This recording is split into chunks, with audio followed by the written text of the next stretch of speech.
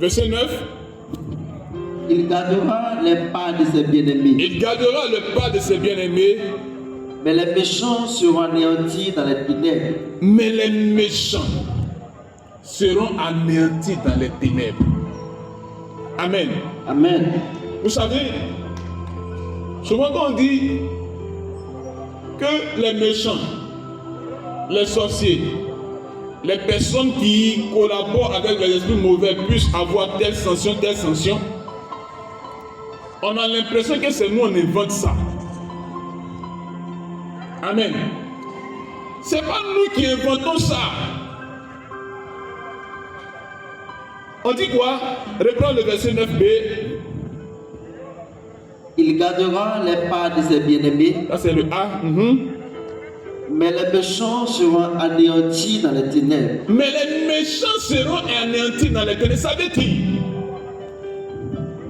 pendant que tu vis, contrôle ton cœur pour voir si tu es méchant ou bien si tu n'es pas méchant. Parce que les méchants sont appelés à être anéantis dans les ténèbres. Dis à quelqu'un à côté de toi, choisis ton camp. Choisis ton camp. Il faut le toucher, il faut la toucher, il faut dire choisis ton camp. Pendant que tu es en train de lui dire choisis ton camp, tu es en train de lui donner un bon conseil, un conseil vital. Parce qu'il y a des gens, ils ne peuvent pas laisser tomber à faire. Gloire à Dieu. Amen. Continue. Car l'homme ne triomphera point par la force. On dit l'homme ne triomphera point par la force. Les ennemis de l'Éternel trembleront. Les ennemis de l'Éternel trembleront. Donnez-moi un amen. Amen.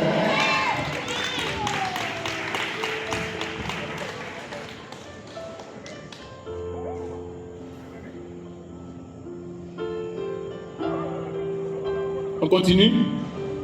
Du haut des cieux, il lancera sur eux son tonnerre. Du haut des cieux, il lancera sur eux son tonnerre. L'Éternel jugera les extrémités de la terre. L'Éternel jugera les extrémités de la terre. Il donnera la puissance à son roi. Il donnera la puissance à son roi. Et il relèvera la force de son oint. Il fera quoi? Et il relèvera la force de son oint. Il fera quoi? Et il relèvera la force de son oint. Amen. Amen. Est-ce qu'on peut dire ensemble? Il relèvera la force de son oint. Dis-le encore, il relèvera la force de son oint. Et il relève. Encore une troisième fois, il relèvera la force de son oint. Gloire à Dieu. Amen. Ça veut dire, le oint de Dieu peut être affaibli. Ça veut dire, un serviteur de Dieu peut être affaibli.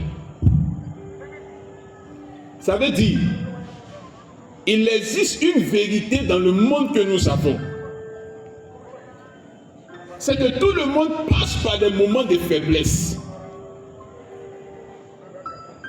Autrement dit, si au milieu de nous ici, il y a des personnes qui sont en train de passer par des moments de faiblesse, elles ne sont pas les seules personnes qui passent par là. Dis à quelqu'un à côté de toi, prends courage. Prends courage. Dis-lui, fortifie-toi. Fortifie-toi. Dis-lui, fais confiance à Dieu.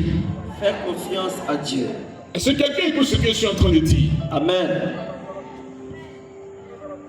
Qu'est-ce qui fait que le serviteur de Dieu, le oint de Dieu, passe par des moments de faiblesse? Souvent, tu n'as pas l'argent pour mettre ton enfant à l'école. Souvent, ton mari ne te regarde même plus. Alors, ce qui fait que tu n'arrives plus à adorer Dieu, mais tu es en train de prier ou de pleurer pour salaire. Tu es en train de pleurer pour le regard de ton homme ou bien de ta femme. Souvent, le cœur de l'enfant enfant que tu as mis au monde, son cœur est devenu compliqué, bizarre. Alors ces choses-là, ça affaiblit le cœur du serviteur de Dieu ou de la servante de Dieu. Ça arrive à tout le monde. Même à Jésus, c'est arrivé. Même à Dieu, même c'est arrivé. En Genèse chapitre 6, la Bible nous dit, Dieu était découragé d'avoir fait les hommes. Parce qu'ils ont commencé à avoir un comportement bizarre. Alors il a décidé d'enlever tout le monde sur la terre. C'est là qu'il y a eu le déluge de Noé. Frères et sœurs, ça arrive à tout le monde. Amen. Mais quand ces situations-là arrivent, n'accepte jamais que ce soit la situation finale de ta vie. Ah, tu ne m'as pas dit amen. N'accepte jamais que le dernier mot de ta vie, que ce soit l'échec. N'accepte jamais ça. N'accepte jamais que la maladie soit le dernier mot de ta vie. Je peux comprendre que tu passes par la maladie. Je peux comprendre que tu passes par le rejet. Je peux comprendre que tu passes par l'oubli. Mais je te demande ce soir, refuse que ce soit le dernier mot de ta vie. Amen. Est-ce que quelqu'un peut se lever et dire, je refuse cela? Je refuse cela. Ah, tu t'es pas levé rapidement. Dis-moi, je refuse cela. Je refuse cela. Amen. Amen. Tu peux t'asseoir. Écoute-moi. Dès l'instant que tu as choisi Jésus,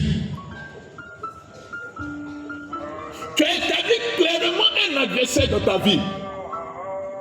Vous savez, ceux qui sont contre Jésus, ils n'ont pas Dieu comme adversaire.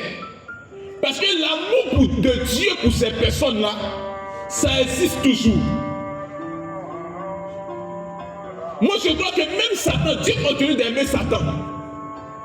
Mais le problème de Satan, c'est qu'il ne peut pas se convertir. Il est corrompu. Il a changé radicalement d'identité. Mais c'est pas ce qui va nuire à l'amour de Dieu pour lui.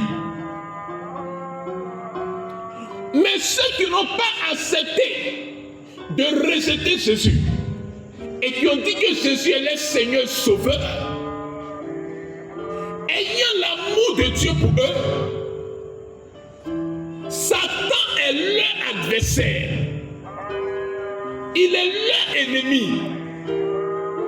Voilà pourquoi il se lèvera et il attaquera ces personnes-là. Souvent, ce n'est pas parce que tu n'es pas intelligent ou bien tu n'as pas la capacité de faire certaines choses. Souvent, ce n'est pas parce que Dieu n'a pas mis dans ta vie des personnes capables de t'aider. Mais souvent, c'est parce que il y a des forces qui s'opposent à ce que tu sois heureux. Dieu permet ça souvent. Il laisse la chose faire. Mais, dis avec moi, mais.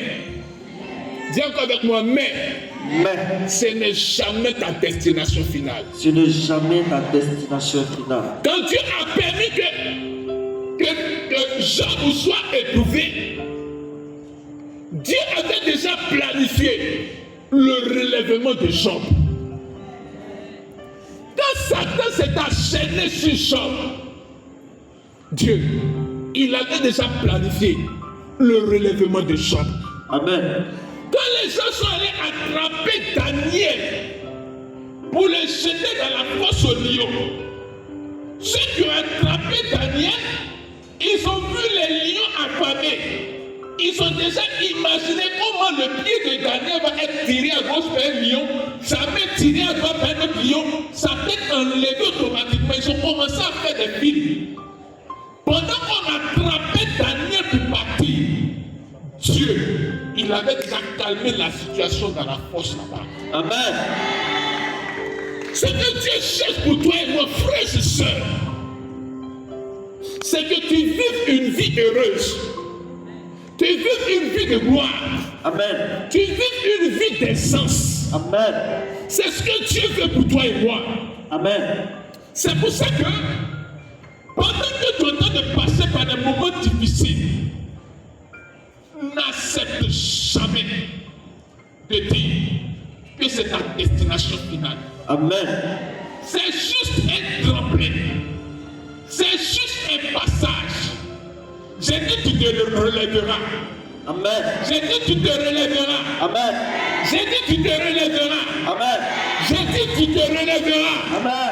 Le Seigneur va te rebâtir. Amen. Le Seigneur va te rebâtir. Amen. Alléluia. Amen.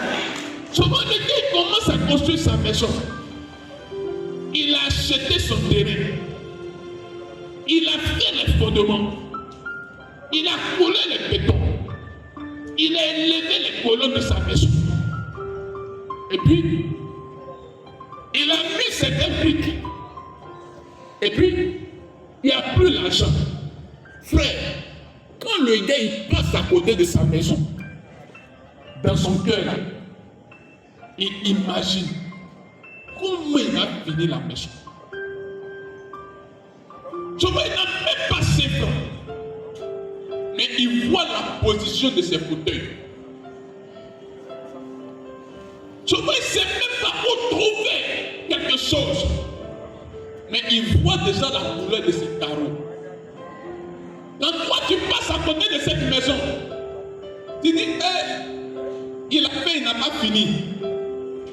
Amen. Amen. C'est toi qui penses qu'il va s'arrêter là. Dans son cœur, il va achever cette maison-là. Dans son cœur, il va finir cette maison-là. Amen. Alléluia. Amen. Alléluia. Amen. Quelqu'un dit souvent, sois serein comme une maison inachevée dont le propriétaire est en train de s'occuper de quelque chose d'abord avant de revenir sur cette maison-là. Père et joie. Amen. Père et joie. Amen. Écoute-moi, ton cas intéresse Dieu. Dieu n'a pas encore fini avec toi. Amen. Tu ne me dis pas Amen. Amen. Non, ton Amen ne me convient pas. Amen. Le Seigneur va se pencher sur ta situation. Amen. Le Seigneur va s'incliner sur ton cas. Amen. Parce que ton cas tient à cœur à Dieu. Amen.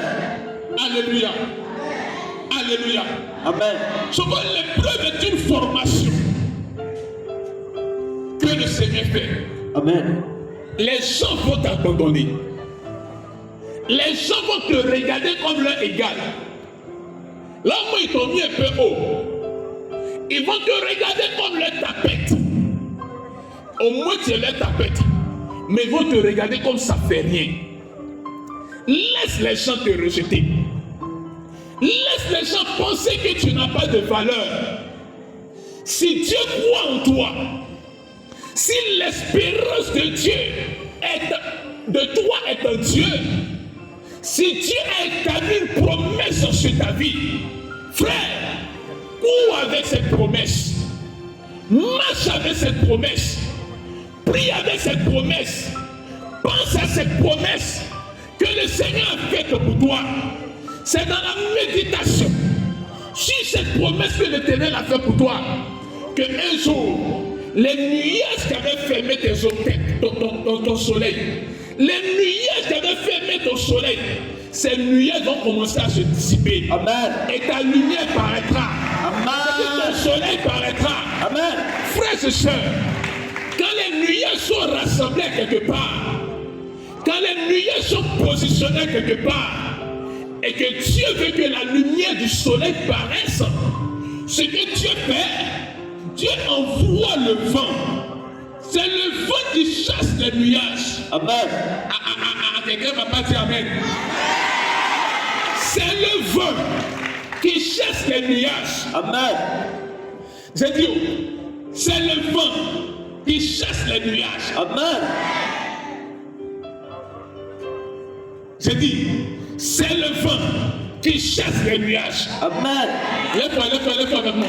C'est le vent qui chasse les nuages. J'ai dit, c'est le vent qui chasse les nuages. Amen. Amen, amen. Amen. Fais comme ça, fais comme ça, fais comme ça, fais comme ça.